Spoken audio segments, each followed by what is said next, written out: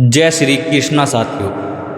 प्यारे साथियों, सदियों से एक ही वाक्य प्रचलित है कि भाग्य का लिखा मिटाया नहीं जा सकता।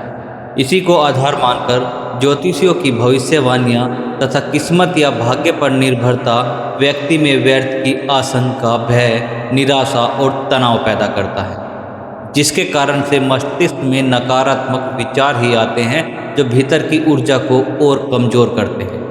याद रखिए, व्यक्ति अपना भाग्य स्वयं बनाता है और वह साकार होता है सही दिशा में परिश्रम और प्रयास करने से।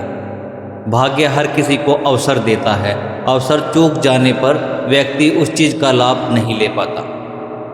यह ध्यान देने की बात है कि बहुत प्रयास करने के बाद भी जो व्यक्ति सफल नहीं हो पाता, इसके लिए उसका भाग्य दोषी नहीं है, अपितु कुछ न कुछ कमी रह गई है जो वह अपने गुणों का सही उपयोग नहीं कर पा रहे हैं। भाग्य बहुत कुछ व्यक्ति के व्यवहार और उसके विचारों पर निर्भर है, जो उनका जीवन बना सकते हैं तो बिगाड़ भी सकते हैं। ऐसे व्यक्ति को अपने भाग्य को दोष देने के बजाय पुरुषार्थ को महत्व देना होगा। हमारे आज के किए कर्म कल की दिशा को तय करते हैं। वास्तव में देखा जाए तो बिना परिश्रम और प्रयास के कुछ भी संभव नहीं है। जिस प्रकार सोते हुए शेर के मुख में खुद मृग प्रवेश नहीं करता, शेर को उसके लिए परिश्रम करके शिकार करना पड़ता है। ठीक इसी प्रकार कोई भी कार्य कठिन परिश्रम से ही पूरा होता है, केवल सोचने भर से नहीं। हम में से बहुत से लोग ऐसे हैं जो भाग्य का रोना रोते रहते हैं और कठिन परिश्रम नहीं करते हैं। किसी काम में सफल होने के लिए आवश्यक प्रयास नहीं करते। लोग भाग्य और परिश्रम को अलग अलग मानते हैं, इसलिए ऐसी कहावत कहते फिरते हैं कि भाग्य में होगा तो सब कुछ मिल जाएगा और भाग्य में नहीं होगा तो कुछ भी नहीं मिलेगा। ऐसे लोग किसी कार्य में परिश्रम करने से अधिक भाग्य के बारे में सोचते रहते हैं। उनको लगता है कि जब भाग्य पलटेगा तो उनका जीवन एकाएक बदल जाएगा। लेकिन सच्चाई तो यह है कि ऐसे लोगों का आधा समय तो भाग्य के बारे में सोचने में ही निकल जाता है, जबकि उद्योग करने वाला व्यक्ति लगन के साथ परिश्रम करने से आगे निकल जाता है। इसलिए सारे अंधविश्वास छोड़कर आलस्य का त्याग करें और जिस लक्ष्य को पाना चाहते हैं उसके लिए जी जान से जुट जाएं और मेहनत करें।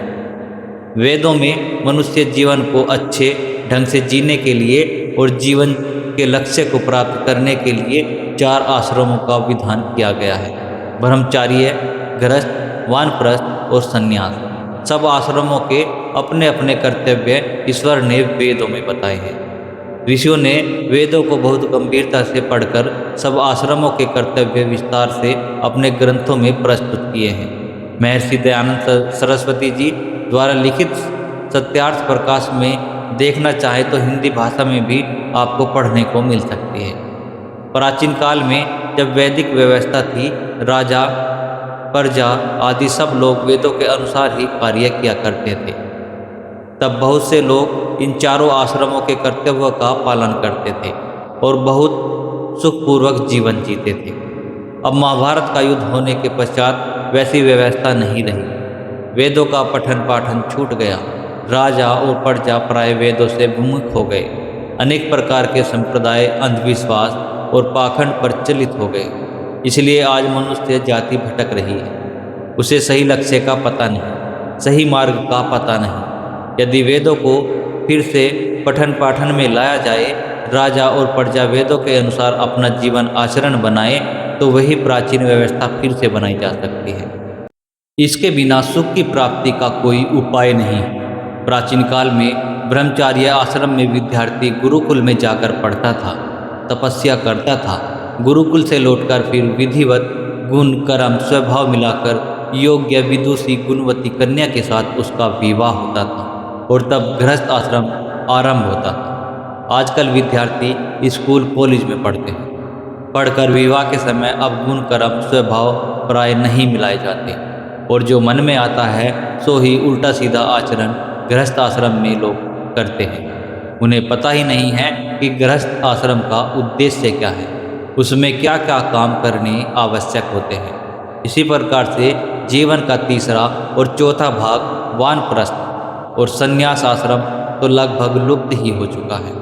कोई कोई व्यक्ति वानप्रस्थी बनता है और उनमें से भी कोई कोई सन्यासी बनता है।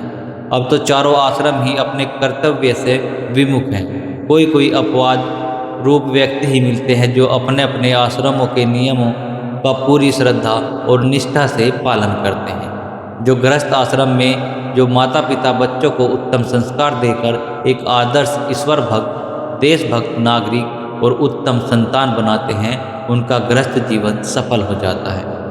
वह संतान भी माता पिता और गुरुजनों के आदेश निर्देश का पालन करता है।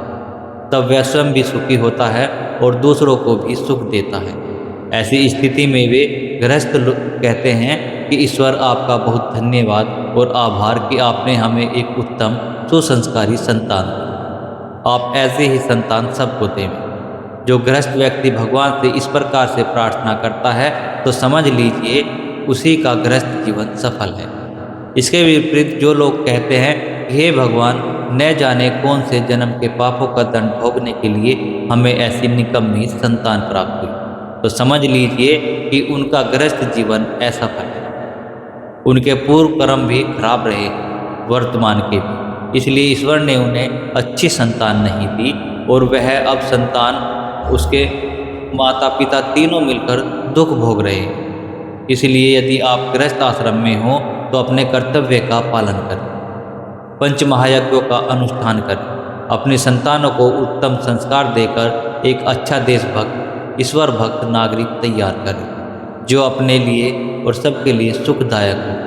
तभी आपका गृहस्थ जीवन सफल माना जाएगा, अन्यथा नहीं।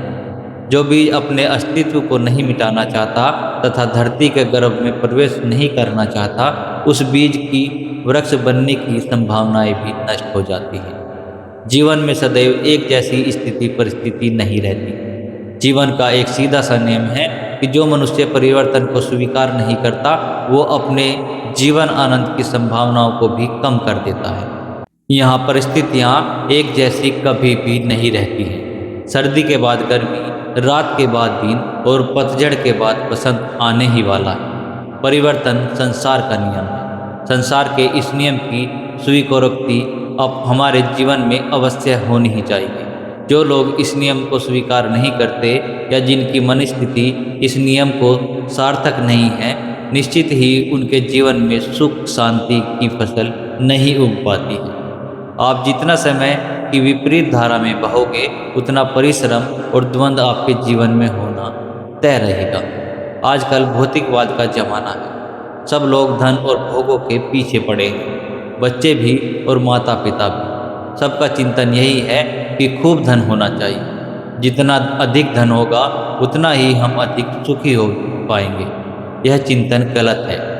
इस गलत चिंतन के कारण बहुत से लोग अधिक धन कमाने के लोभ से भारत देश छोड़कर विदेशों में चले जाते हैं, क्योंकि वहाँ धन अधिक मिलता है। विदेश जाने का बहाना यह होता है कि हम पढ़ाई करने के लिए जा रहे हैं और फिर 2-4 वर्ष वहाँ पढ़ने के बाद वहाँ रहन सहन और वहाँ की कुछ सुविधाएं देखकर लोग जीवन भर वहीं रहना चाहते हैं और रह भी जाते हैं। उनके माता पिता भारतीय सभ्यता संस्कृति वाले होने के कारण वे विदेश में नहीं रह पाते, क्योंकि वहाँ की सभ्यता भारत से अलग होती है। इसका परिणाम यह होता है बच्चे विदेश में रहते हैं और उनके माता पिता भारत देश में, दोनों अलग अलग हो जाते हैं। जब माता पिता की वृद्ध अवस्था आती है तब उन्हें धन से अधिक बच्चों की सेवा की आवश्यकता होती है। उस समय बच्चे उनके पास नहीं होते। तब माता पिता भारत में दुखी होते हैं और सोचते हैं कि हमने बच्चों के लिए 20-22 वर्ष तपस्या की, उन्हें खिलाया, पढ़ाया, लिखाया, बड़ा किया, उन पर 2-3 करोड़ रुपए खर्च भी किया। आज हमारी वृद्धावस्था में वे हमारे पास नहीं हैं, वे हमारी सेवा नहीं करते, जबकि हमें आज उनकी सेवा की आवश्यकता है।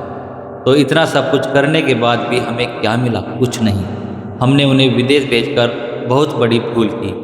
तब बुढ़ापे में आकर माता पिता को अपनी भूल समझ में आती है और माता पिता इस प्रकार से सोच सोच कर दुखी होते हैं।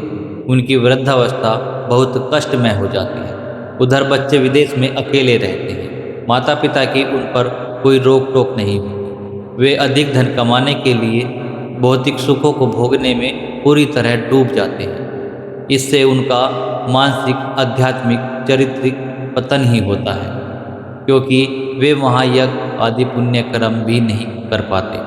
वहाँ इस प्रकार की सुविधाएं प्राय नहीं हैं। वहाँ भारत जैसे धार्मिक संगठन भी विशेष नहीं हैं, जिनकी सहायता से बच्चे प्रति सप्ताह आर्य समाज आदि संस्थाओं में जाकर कुछ विद्वानों के प्रवचन सुनकर अपनी आध्यात्मिक उन्नति कर सके।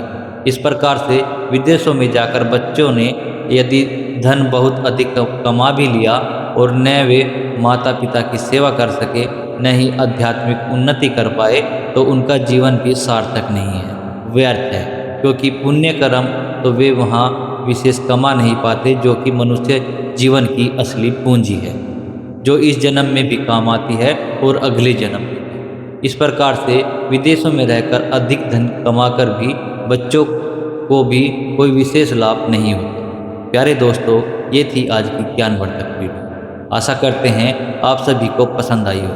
अगर पसंद आई है तो वीडियो को लाइक और कमेंट में जय श्री कृष्णा राधे राधे जरूर लिखें। अगर आप हमारे चैनल को पहली बार देख रहे हैं तो चैनल को सब्सक्राइब करके बेल आइकन के बटन को भी दबा लें, जिससे हमारी आने वाली हर एक वीडियो का नोटिफिकेशन आपको मिलता रहे और कोई भी अच्छी वीडियो आपसे मिस ना हो।